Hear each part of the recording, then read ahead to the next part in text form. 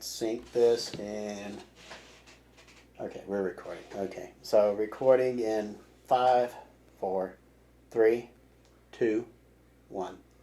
Hello, everybody. I'm Spike. I'm Chris. That is Chris, and welcome back to the Chore of Duty, exclusively on Rumble on this episode. This is a Rumble exclusive episode because we're going to say, I'm going to be saying some naughty things that YouTube will not like. You?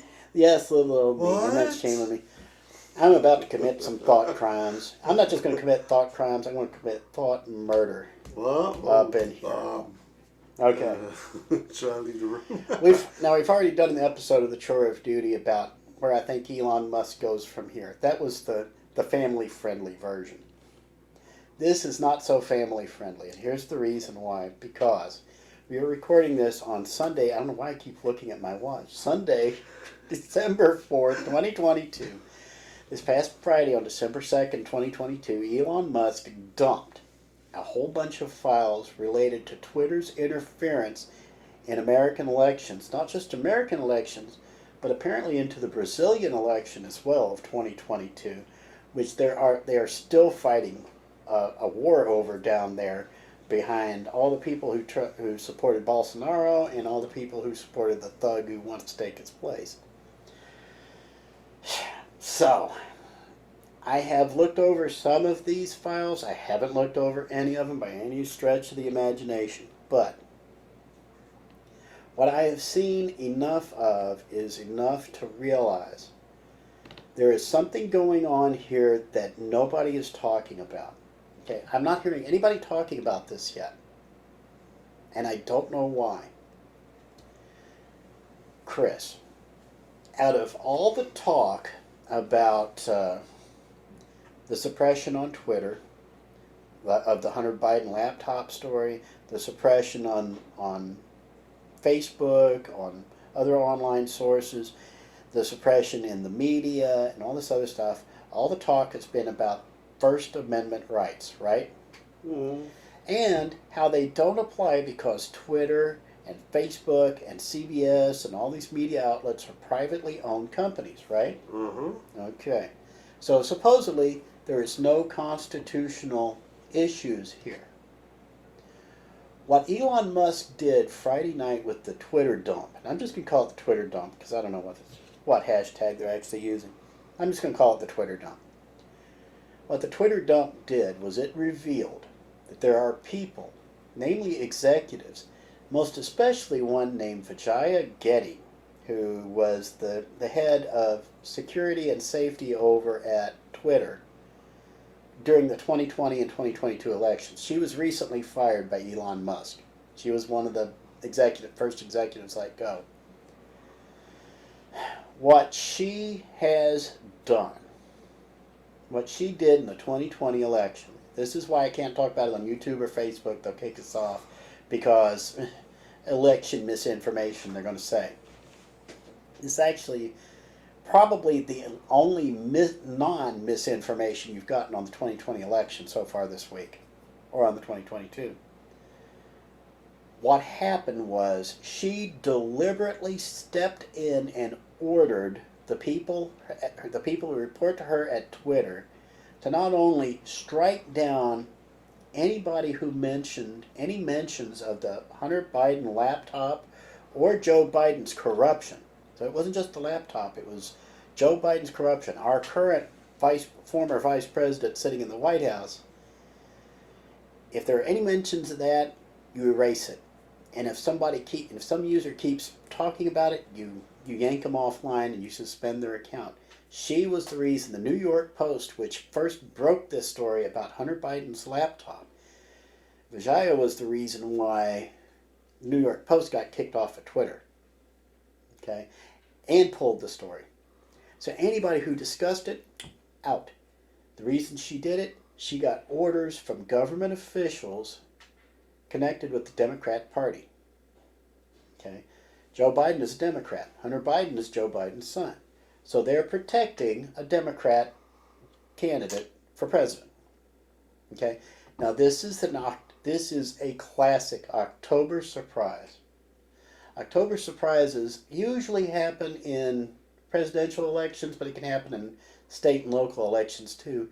We're just 2 weeks out from a campaign where it's really hard to counteract it. A story breaks that is just so stunning and just changes everybody's view of a candidate that it just flips it can flip an election, or it can cement an election even. Either way, usually an October surprise will bury a candidate. This was Joe Biden's October surprise. This was supposed to bury him as a candidate. Everybody focuses on the pornography on Hunter Biden's laptop. Everybody focuses on the illicit, on the drug use that was captured on there.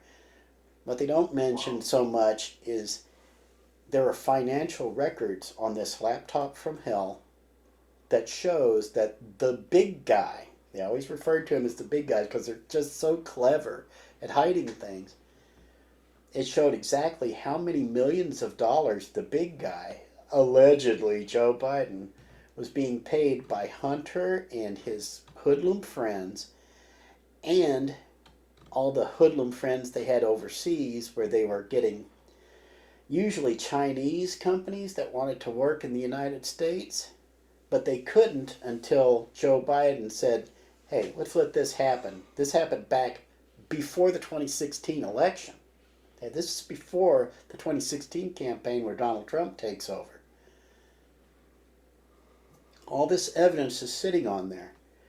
It all gets buried by Vijaya and her hoodlum friends at the other online sources and the media, okay? At the behest of members of the government who are connected to the Democrat Party. Okay, you're sitting here and you're talking about hiding behind the First Amendment. You have a right to say things. You have a right to not say things. Okay, that's the inverse of the First Amendment. You have a right to speak freely, but that right to speak freely means you don't have to say what other people want you to say. Okay? Now, as a private citizen, you have that right. You cannot be coerced into saying things you don't want to say. It's related to the Fifth Amendment, the right to avoid self-incrimination. But what they're saying is they're hiding behind Twitter, Facebook, the media are hiding behind First Amendment rights. There's a problem with that, though. They are suppressing other people's First Amendment rights. Yeah, but they're private companies. They have a right to do that. No, no, no. They're acting on behalf of a government official. You understand that? They're acting on behalf of a government official. They become, by default, by definition, government agents. They are now constrained by the United States Constitution. In other words, hold on. What Twitter, what Facebook, what Google, what all of these media companies have done is violate the First Amendment rights of millions upon millions of people. In other words, they are guilty of violating the constitutional rights of roughly half the American population. Vijaya Gadde is personally liable for billions of civil rights violations.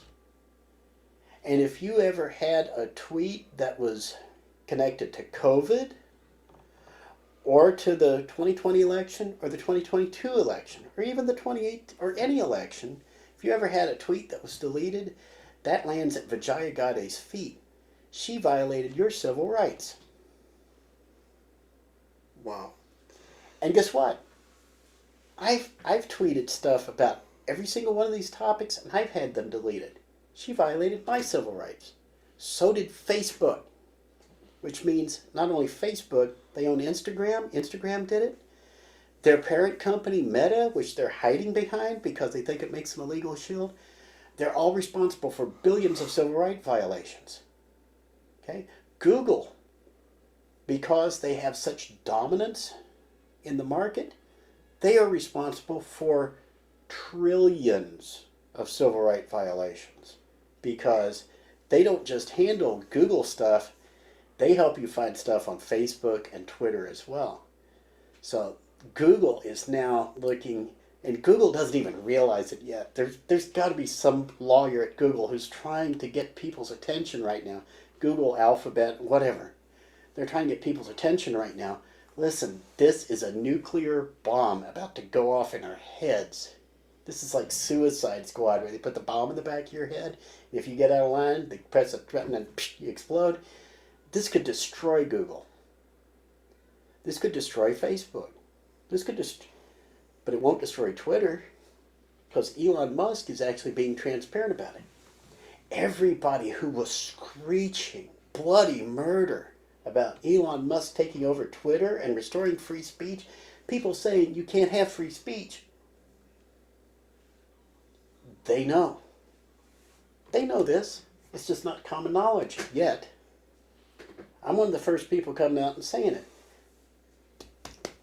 By definition, legally, these people are responsible for, like I said, trillions of civil rights violations. And I say there's probably not a single person in the United States who has any of these accounts who is not affected. The entire American population has had their civil rights violated, not just by these companies, but by the United States government as well. And it's not just Democrats, it's their buddies, their liberal buddies and the Republicans as well, like, rhymes with bitch McConnell.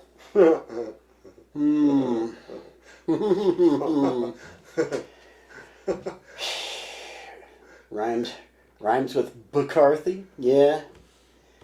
There's a bunch of you who are about to get hung out to dry as soon as this becomes common knowledge. Now, it's not going to become common knowledge because of this show. I get one person on Rumble looking at it, okay? And like I said, this is exclusive to Rumble because I can't trust anybody else to run it because they'll just nuke our channel if I do. Or maybe, I don't know, maybe we just go ahead and nuke the channel. Maybe we post it up to YouTube and hope it stays up long enough for somebody to grab a copy of it and keep it going. Do the old Mystery Science Theater mantra and keep circulating the tapes. Well, maybe we can try it. There's a lot of legal concepts involved here. And that's why I'm saying we are talking about a system here that is so utterly corrupt and it's all unconstitutional. Which means all it takes is one person making a stand, just like in Animal House, somebody has to make a stupid gesture at some point. Somebody needs to stand up, and preferably somebody in a position of authority to say, you know what, I'm not going to do that anymore. I'm not going to enable this. But guess what? We've already got one. You know what his name is? Is it Elon? It's Elon Musk. And that is really why they are begging the government to investigate Elon Musk and make up something to get him off of Twitter, offline, get him out of the public eye. Anything to get him out of the way.